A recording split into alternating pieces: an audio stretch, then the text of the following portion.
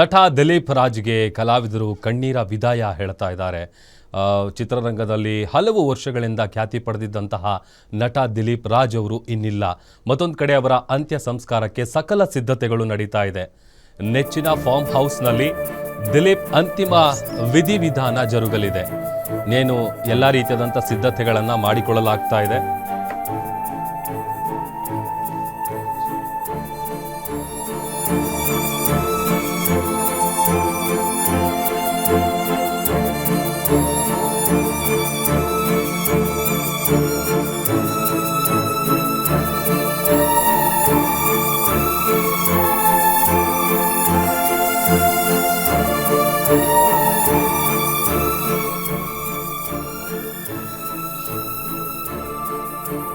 ಹಲವು ವರ್ಷಗಳಿಂದ ಚಿತ್ರರಂಗದಲ್ಲಿ ಸಕ್ರಿಯರಾಗಿದ್ದಂಥ ಖ್ಯಾತ ನಟ, ನಿರ್ಮಾಪಕ, ನಿರ್ದೇಶಕರಾದಂಥ ದಿಲೀಪ್ ರಾಜ್ ಅವರು ಇವತ್ತು ಕೊನೆಯುಸಿರೆಳೆದಿದ್ದಾರೆ. Heart ಅಟ್ಯಾಕ್ನಿಂದಾಗಿ, cardiac ಅರೆಸ್ಟ್ನಿಂದಾಗಿ. ಮತ್ತೊಂದು ಕಡೆ ಅವರ ಅಂತ್ಯ ಸಂಸ್ಕಾರಕ್ಕೆ ಎಲ್ಲ ರೀತಿಯಾದಂಥ ಸಿದ್ಧತೆಗಳನ್ನು ಅವರ ನೆಚ್ಚಿನ ಫಾರ್ಮ್ ಹೌಸ್ನಲ್ಲಿ ಮಾಡಿಕೊಳ್ಳಲಾಗ್ತಾ ಇದೆ. ರಾಮನಗರದ ಬಳಿ ಇರುವಂತಹ ಫಾರ್ಮ್ ಹೌಸ್ನಲ್ಲಿ ಅವರ ಅಂತ್ಯಕ್ರಿಯೆ ನೆರವೇರುತ್ತೆ.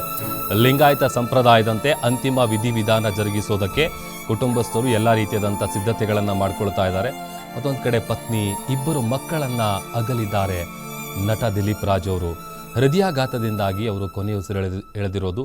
ಈಗ ಆಲ್ರೆಡಿ ಚಿತ್ರರಂಗದ ಅನೇಕ ಕಲಾವಿದರು ಬಂದು ಅವರ ಅಂತಿಮ ದರ್ಶನವನ್ನು ಪಡ್ಕೊಂಡು ಅವರೊಟ್ಟಿಗಿದ್ದಂತಹ ಒಡನಾಟ, ಅವರ ವ್ಯಕ್ತಿತ್ವದ ಬಗ್ಗೆ, ಜೊತೆಗೆ ಎಲ್ರಿಗೂ ಕೂಡ ಒಂದು ರೀತಿಯಾದಂಥ ಶಾಕಿಂಗ್ ವಿಚಾರ.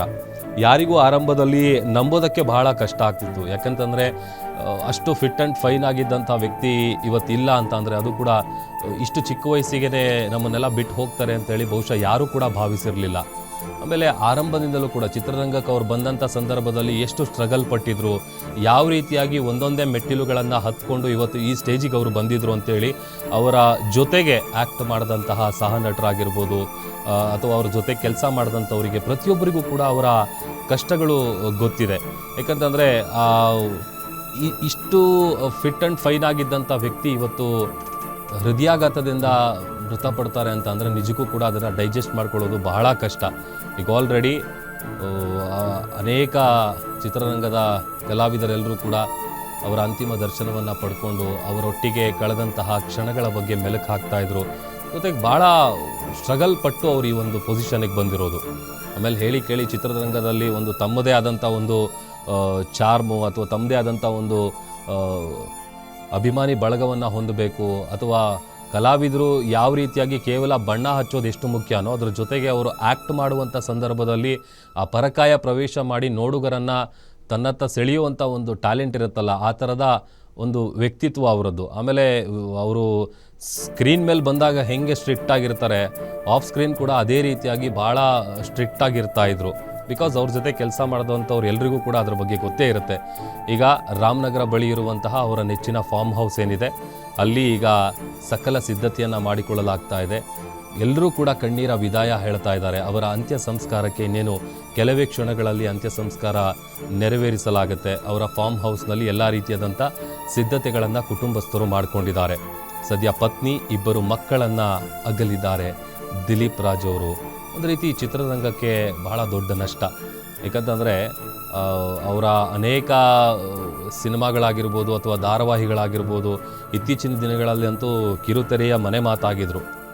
ಆಮೇಲೆ ಇನ್ಫ್ಯಾಕ್ಟ್ ಇತ್ತೀಚೆಗೆ ತೆರೆ ಕಂಡಂಥ ಸಿನಿಮಾ ಏನಿದೆ ಲವ್ ಮಾಕ್ಟೈಲ್ 3, ಆ ಸಿನಿಮಾದಲ್ಲಿ ಒಂದು ಅತ್ಯದ್ಭುತವಾದಂಥ ಪಾತ್ರ ಮಾಡಿದ್ದಾರೆ. ಅದು ವಿಪರ್ಯಾಸ ಅಥವಾ ವಿಧಿಯಾಟ ಹೆಂಗಿದೆ ಅಂತ ಅಂದರೆ ನೋಡಿ, ಈಗ ಆ ಸಿನಿಮಾ OTTಲಿ ಸದ್ದು ಮಾಡ್ತಾ ಇದೆ. ಎಲ್ಲರೂ ಕೂಡ ಅವರ ಅಭಿನಯದ ಬಗ್ಗೆ ಮಾತನಾಡ್ಕೊಳ್ತಾ ಇದ್ರು. ಅಂಥ ಸಂದರ್ಭದಲ್ಲಿ ಈ ಥರದ ಒಂದು ಬರಸಿಡಿಲು ಬಡಿಯುತ್ತೆ ಅಂತೇಳಿ ಬಹುಶಃ ಯಾರೂ ಕೂಡ ಭಾವಿಸಿರಲಿಲ್ಲ. ಅವ್ರ ಜರ್ನಿ ಇದೆಯಲ್ಲ ಅದು ಕಂಪ್ಲೀಟಾಗಿ, ಬಿಕಾಸ್ ಇವತ್ತು ಈ ಮಟ್ಟಿಗೆ ಅವರು ಒಬ್ಬ ನಟನಾಗಿ, ನಿರ್ಮಾಪಕನಾಗಿ, ಒಬ್ಬ ನಿರ್ದೇಶಕನಾಗಿ ಅವರು ಗುರುತಿಸ್ಕೊಂಡಿದ್ದಾರೆ ಅಂತ ಅಂದರೆ ಅವರು ಒಂದು ರೀತಿ ರೆಡ್ ಕಾರ್ಪೆಟ್ ಹಾಕಿ ಅವರನ್ನು ಯಾರೂ ಕರೆದಿರಲಿಲ್ಲ. ತುಂಬ ಅನೇಕ ಏಳು ಬೀಳುಗಳನ್ನು ಕಂಡಿದ್ದಾರೆ. ಒಂದು ರೀತಿ ಮುಳ್ಳಿನ ಹಾದಿ ಆಗಿತ್ತು.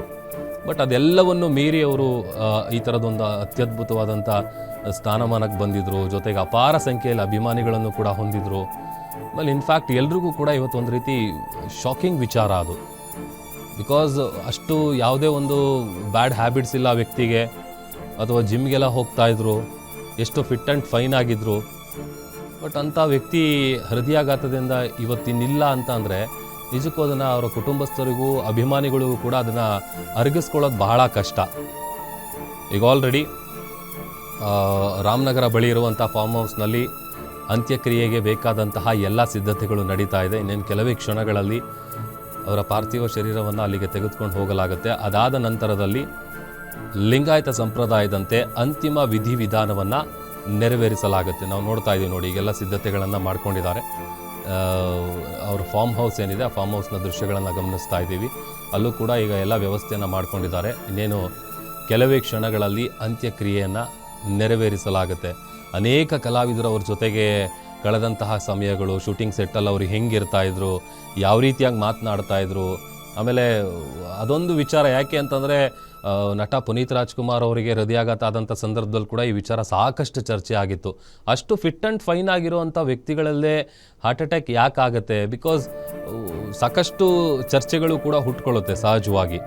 ಬಟ್ ಅವ್ರ ಲೈಫ್ ಸ್ಟೈಲು, ಅವರ ದಿನಚರಿ ಹೆಂಗಿರ್ತಿತ್ತು, ಅವರು ಹೇಳಿ ಕೇಳಿ ಕಲಾವಿದರು ಅಂತ ಅಂದರೆ ನೋಡಿ, ಬಣ್ಣ ಹಚ್ಚೋರು ಅವರ ಬಾಡಿ ಬಗ್ಗೆ ಆಗಿರ್ಬೋದು, ಅವರ ಹೆಲ್ತ್ ಬಗ್ಗೆ ಆಗಿರ್ಬೋದು ಭಾಳ ಕಾನ್ಷಿಯಸ್ ಇರ್ತಾರೆ. ಯಾವುದೇ ರೀತಿಯಾದಂಥ ಜಂಕ್ ಫುಡ್ಗಳು ತಿನ್ನಲ್ಲ. ಆಮೇಲೆ ಅವರು ಫಿಟ್ ಆ್ಯಂಡ್ ಫೈನ್ ಆಗಿರಬೇಕು ಅಂತೇಳಿ ವರ್ಕೌಟ್ ಮಾಡ್ತಾರೆ, ಫಿಸಿಕಲ್ ಆ್ಯಕ್ಟಿವಿಟಿ ಇರುತ್ತೆ. ಇಷ್ಟೆಲ್ಲ ಮಾಡಿದ್ರೂ ಕೂಡ ಇಷ್ಟು ಚಿಕ್ಕ ವಯಸ್ಸಿಗೆ ಹಾರ್ಟ್ ಅಟ್ಯಾಕ್ ಕಾಣಿಸ್ಕೊಂಡು ಅವರು ಕೊನೆಯ ಉಸಿರು ಎಳಿತಾರೆ ಅಂತಂದರೆ ನಿಜಕ್ಕೂ ಕೂಡ ಅಭಿಮಾನಿಗಳಲ್ಲೂ ಬಹಳ ನೋವು ತರಿಸಿದೆ ಈ ವಿಚಾರ. ಈಗ ಫಾರ್ಮ್ ಹೌಸ್ನಲ್ಲಿ ಅಂತ್ಯಕ್ರಿಯೆಗೆ ಸಿದ್ಧತೆ ನಡೀತಾ ಇದೆ. ಮತ್ತೊಂದು ಕಡೆ ಈಗ ರಾಮನಗರಕ್ಕೆ ಆಲ್ರೆಡಿ ಅವರ ಪಾರ್ಥಿವ ಶರೀರ ಹೊರಟಿದೆ ಅಂತೇಳಿ ಕೂಡ ಗೊತ್ತಾಗ್ತಾ ಇದೆ. ಕೆಲವೇ ಕ್ಷಣಗಳಲ್ಲಿ ಅವರ ಫಾರ್ಮ್ ಹೌಸ್ಗೆ ಪಾರ್ಥಿವ ಶರೀರ ರೀಚ್ ಆಗುತ್ತೆ. ಅದಾದ ನಂತರದಲ್ಲಿ ಲಿಂಗಾಯತ ಸಂಪ್ರದಾಯದಂತೆ ಅಂತಿಮ ವಿಧಿವಿಧಾನವನ್ನು ನೆರವೇರಿಸಲಾಗುತ್ತೆ. ಆಮೇಲೆ ಅವರಿಗೆ ಹಾರ್ಟ್ ಅಟ್ಯಾಕ್ ಆದಂಥ ಸಂದರ್ಭದಲ್ಲಿ ಇಮಿಡಿಯೇಟಾಗಿ ಹಾಸ್ಪಿಟಲ್ಗೂ ಕೂಡ ಕರ್ಕೊಂಡು ಹೋಗುವಂಥ ಕೆಲಸ ಆಗಿತ್ತು. ಬಟ್ ಆದರೆ ಅನ್ಫಾರ್ಚುನೇಟ್ಲಿ ಅವರನ್ನು ಉಳಿಸ್ಕೊಳ್ಳೋದಕ್ಕೆ ಆಗಲಿಲ್ಲ. ಈಗ ಆಲ್ರೆಡಿ ಚಿತ್ರರಂಗದ ಅನೇಕರು, ಅಭಿಮಾನಿಗಳು ಎಲ್ಲರೂ ಕೂಡ ಕಣ್ಣೀರು ಹಾಕ್ತಾ ಇದ್ದಾರೆ. ಆಮೇಲೆ ಸಾಕಷ್ಟು ಅವ್ರದ್ದು ಸಿನಿಮಾಗಳು ಹಿಂದೆಲ್ಲ ಬಿಗ್ ಹಿಟ್ ಆದಂಥ ಸಿನಿಮಾಗಳ ಲಿಸ್ಟೇ ಇದೆ. ಅದರಲ್ಲೂ ಇತ್ತೀಚಿನ ದಿನಗಳಲ್ಲಿ ಕಿರುತೆರೆಯಲ್ಲಿ ಭಾಳ ಹೆಸರನ್ನು ಗಳಿಸಿದರು. ಹಾಗಾಗಿ ನಟ, ನಿರ್ದೇಶಕ, ಅದಾದಮೇಲೆ ನಿರ್ಮಾಪಕರಾಗಿಯೂ ಕೂಡ ಬಡ್ತಿ ಪಡೆದಿದ್ರು. ಅನೇಕ ತಮ್ಮನ್ನು ತಾವು ಗುರುತಿಸ್ಕೊಳ್ಬೇಕು ಅಥವಾ ತಮ್ಮ ಒಂದು ನಿಷ್ಠೆ ಏನಿದೆ, ವೃತ್ತಿಪರ ನಿಷ್ಠೆ ಅಂತೀವಲ್ಲ, ಹಾಗೆ ಏನೋ ಒಂದು ಕೊಡುಗೆ ಕೊಡಬೇಕು ಅಂತೇಳಿ ಅವ್ರು ಮಾಡ್ತಾ ಇದ್ದಿದ್ದ ಕ್ಯಾರೆಕ್ಟರ್ಗಳಿಗೂ ಕೂಡ ಹಾಗೆ ಇರ್ತಾಯಿತ್ತು. ಸಿನಿಮಾದಲ್ಲಿ ಒಂಥರ ಭಿನ್ನ ವಿಭಿನ್ನ ಪಾತ್ರಗಳನ್ನು ಚೂಸ್ ಮಾಡ್ಕೊಳ್ತಾ ಇದ್ರು.